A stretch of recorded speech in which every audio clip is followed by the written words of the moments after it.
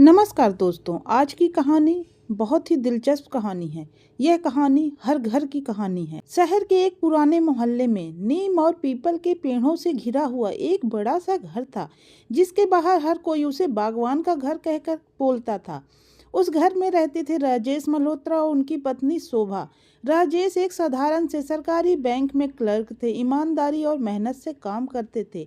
उनकी अपनी पूरी जिंदगी सादगी से गुजरी थी। उनके चेहरे पर हमेशा सादगी और आंखों में अपनापन झलकता था। शोभा भी उतनी ही संस्कारी, हंसमुख और त्यागमयी महिला थी।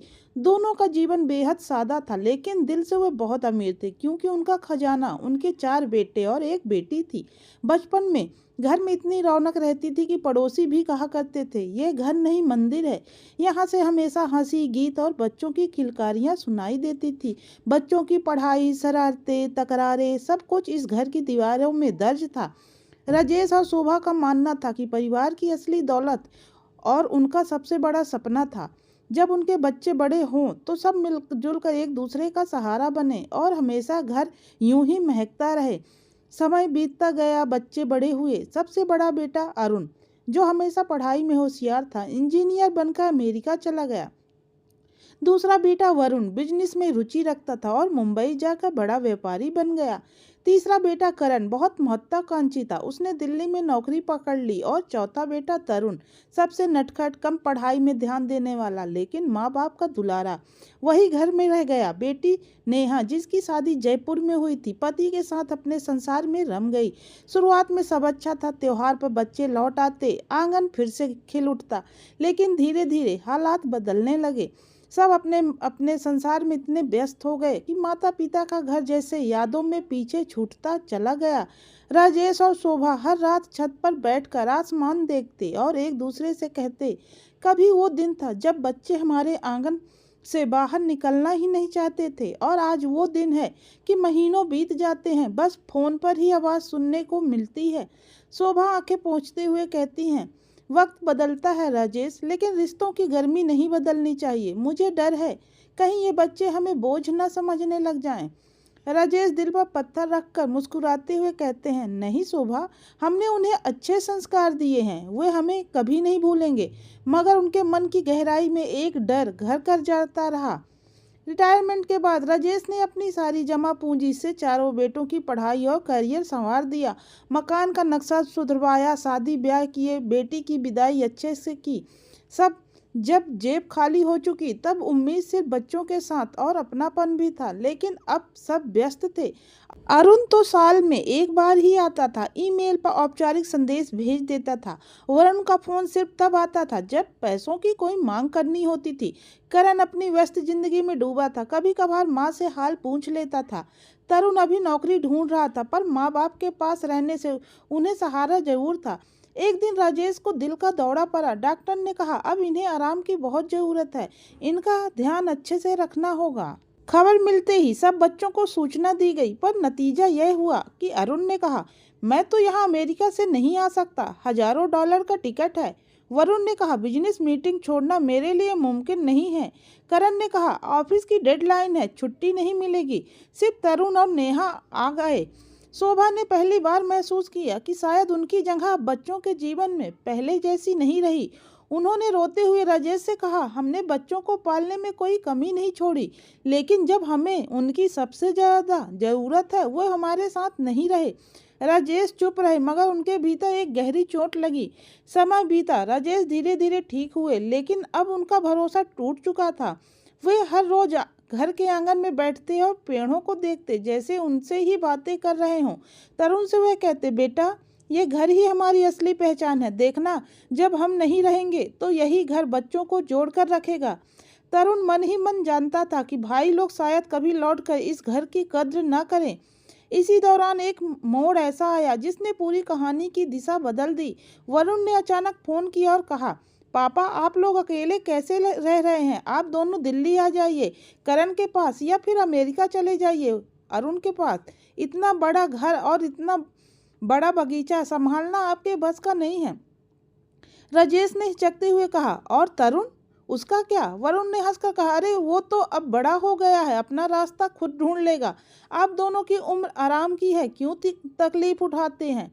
यह सुनकर शोभा का दिल दहल गया। उन्हें साफ दिखा कि बच्चों के लिए अब यह बगीचा सिर्फ एक बोझ है।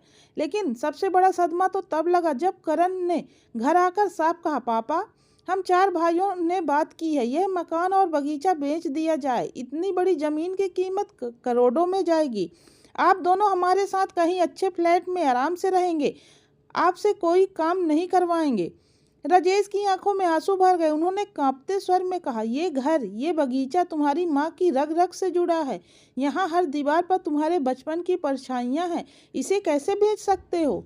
लेकिन करण ने ठंडी आवाज में कहा, भावनाएं आज के समय में कुछ नहीं रखती पापा, प्रैक्टिकल बनना सीखिए। तरुण ने गुस्से में आकर बीच में कहा, अगर आप लोगों को प्रॉपर्टी चाहिए तो ले लीजिए, पर इस घर और बगीचे पर सबसे पहले माँ बाप का हक है, ना कि पैसों का। कमरे में सन्नाटा छा गया। शोभा की आंखों से आंसू गिरते रहे। राजेश ने आसमान की ओर देखा और सोचा, क्या यही दिन देखने के लिए हमने पूरी जिंदगी मेहनत की थी? लेकिन उन्हें पता नहीं था कि आगे आने वाले दिन और भी ज्यादा कठिन और दर्दनाक हो सकते हैं।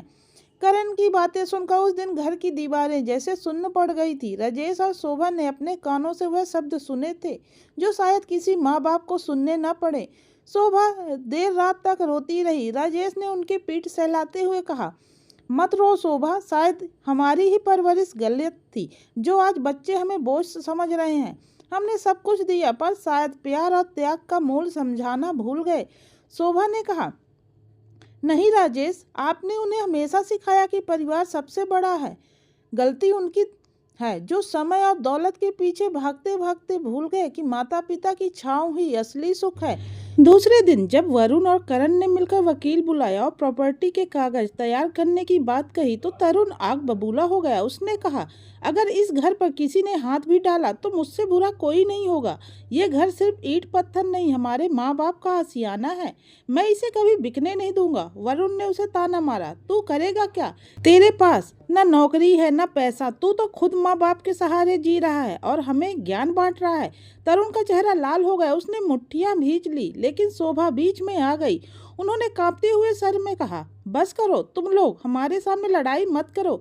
अगर घर की दीवारें टूट गई तो परिवार की नींव बिखर जाएगी।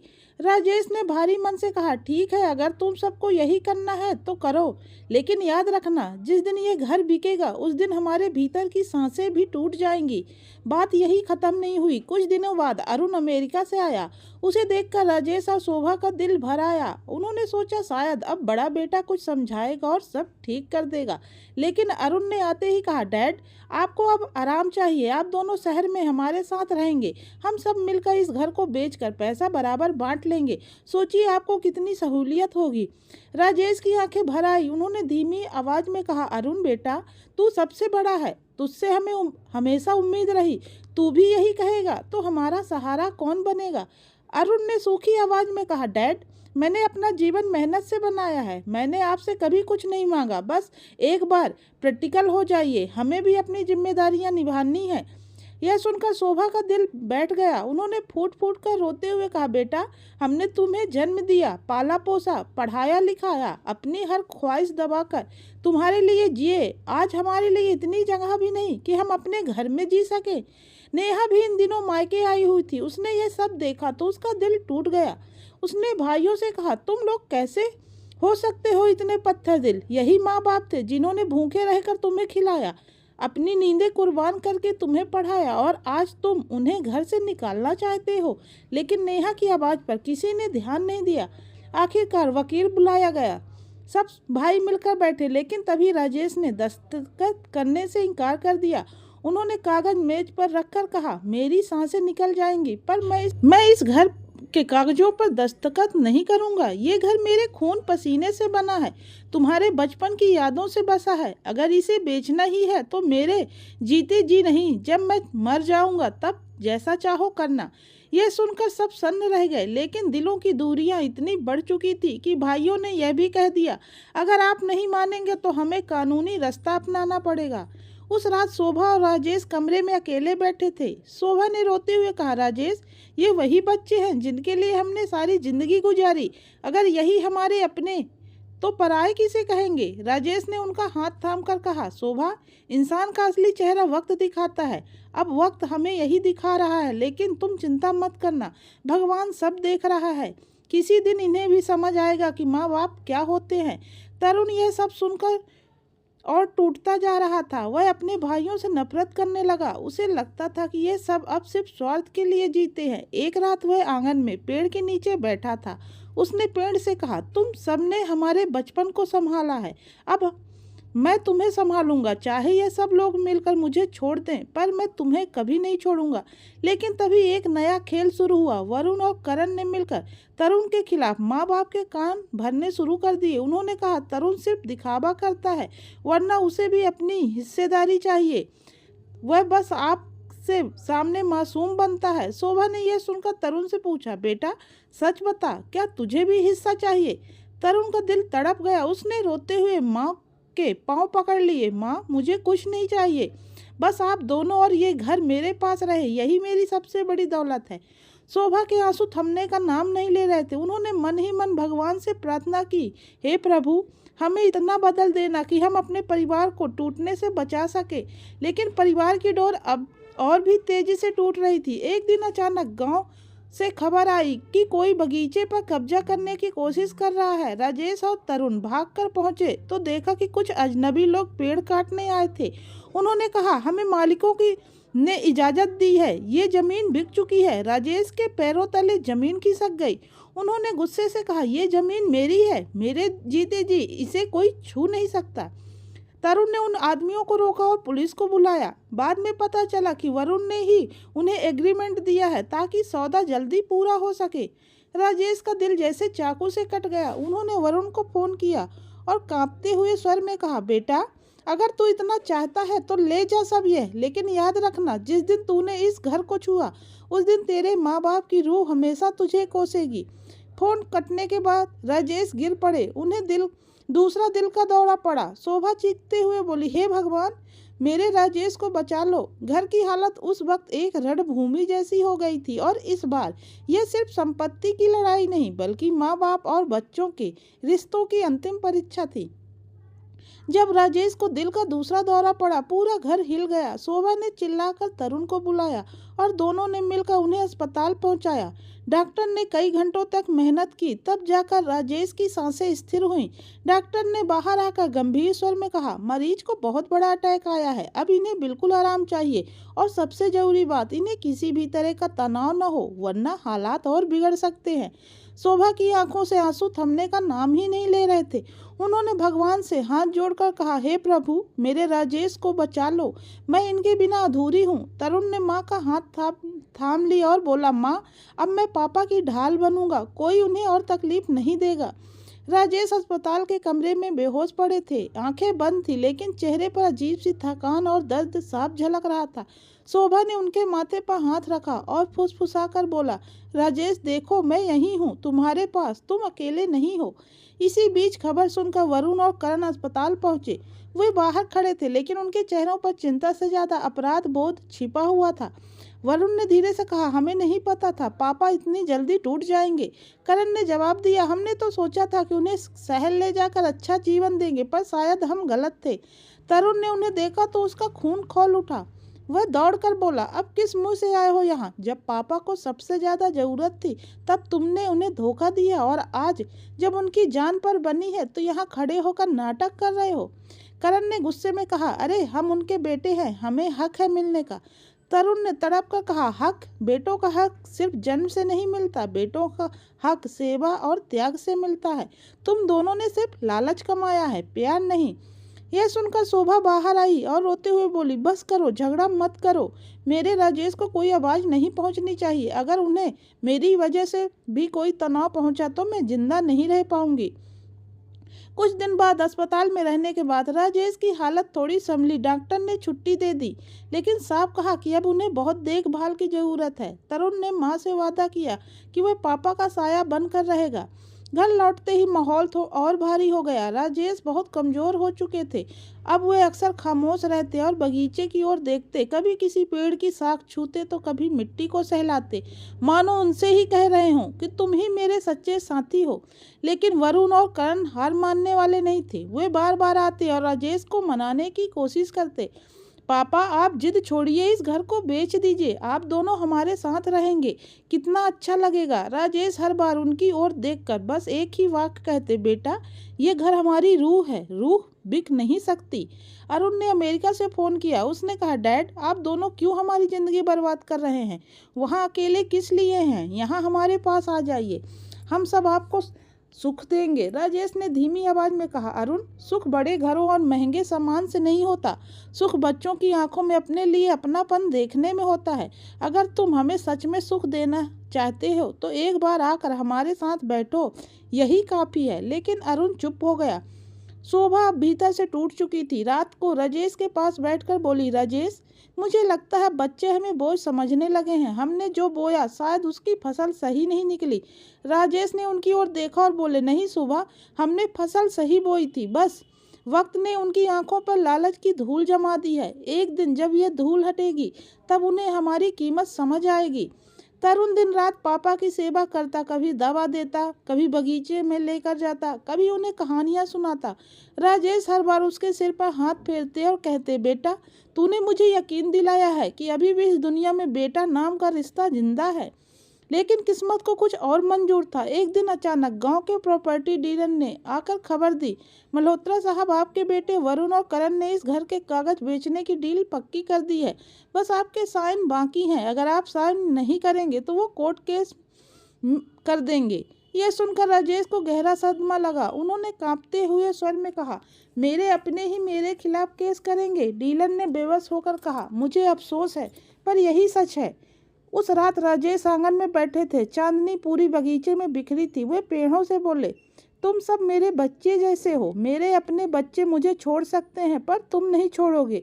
अगर मैं चला भी गया तो मेरी आत्मा यहीं बसेगी। शोभा उनकी बातें सुनकर फूट फूट कर रो पड़ी। तरुण ने उन्हें दिलासा देते हुए कहा, पापा, डरिए मत, जब तक मैं जिंदा हूँ कोई इस घर को छू नहीं सकता। लेकिन धीरे धीरे हालात और बिगड़े। वरुण और करण वकील के साथ बार बार आते, धमकी देते, कभी लालच देते। राजेश और शोभा को लगता जैसे वो अपने ही बच्चों के नहीं किसी अजनबी के बीच रह रहे हों। आखिरकार एक दिन कोर्ट का नोटिस आया।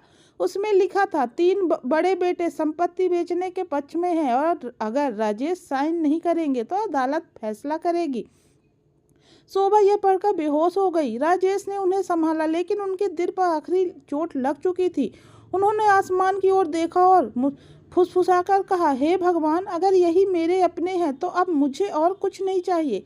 उस रात राजेश की सांसें भारी होने लगी। तरुण ने तुरंत डॉक्टर को बुलाया लेकिन राजेश ने उनका हाथ पकड़ लिया और कहा, बेटा, अब मुझे रोकना मत, मेरी लड़ाई अब पूरी हो चुकी है। बस एक वादा कर, इस घर और इस बगीचे की रक्षा करेगा। तरुण की आंखों से आंसू झरने लगे। उसने कांपते स्वर में कहा, हाँ पापा, मैं वादा करता हूँ। और उसी पल राजेश की सांसें थम गई। शोभा की चीख ने पूरे घर को हिला दिया। राजेश उनकी आवाज़ सुनकर पूरा मोहल्ला दौड़ा, लेकिन अब बहुत देर हो चुकी थी। बगीचे के पेड़ों उस रात जैसे सन्नाटा छा गया। हवा भी रुक गई, मानो पूरी प्रकृति भी शोक मना रही हो। कहानी वहां पहुंच चुकी थी जहां माँ बेटे और चारों भाइयों का टकराव चरम पर आने वाला था। राजेश मल्होत्रा की मृत्यु ने पूरे घर को हिला दिया। शोभा तो मानो जीते जी मर गई। जिस पति के साथ उन्होंने अपना पूरा जीवन गुजारा, अब वह इस संसार में नहीं था। आंगन का बगीचा जो कभी राजेश की हंसी से गूंजता था अब वीरान लगने लगा। पेड़ जैसे शोक में खड़े थे। तरुण ने माँ को संभाला लेकिन उनके दिल पर इतनी गहरी चोट थी कि वह अक्सर अकेले बैठकर रो पड़ती थी। वे बार बार कहती, राजेश ने आखिरी वक्त भी इस घर और बगीचे की चिंता की। हमने अपने बच्चों के लिए कितना कुछ किया पर बदले में हमें धोखा मिला। राजेश की मृत्यु के बाद मोहल्ले के लोग एकजुट होकर आए। सबने मिलकर अंतिम संस्कार में हाथ बटाया। मोहल्ले के बुजुर्ग बोले, राजेश जैसा इंसान बहुत कम मिलते हैं। उन्होंने हर किसी की मदद की। अफसोस कि उनके अपने ही बेटे उन्हें समझ ना सके। अंतिम संस्कार के बाद जब घर लौटे तो शोभा ने बगीचे में जाकर मिट्टी उठाई और रोते हुए कहा, अब यही मेरे राजेश की निशानी है। लेकिन दुख यहीं खत्म नहीं हुआ।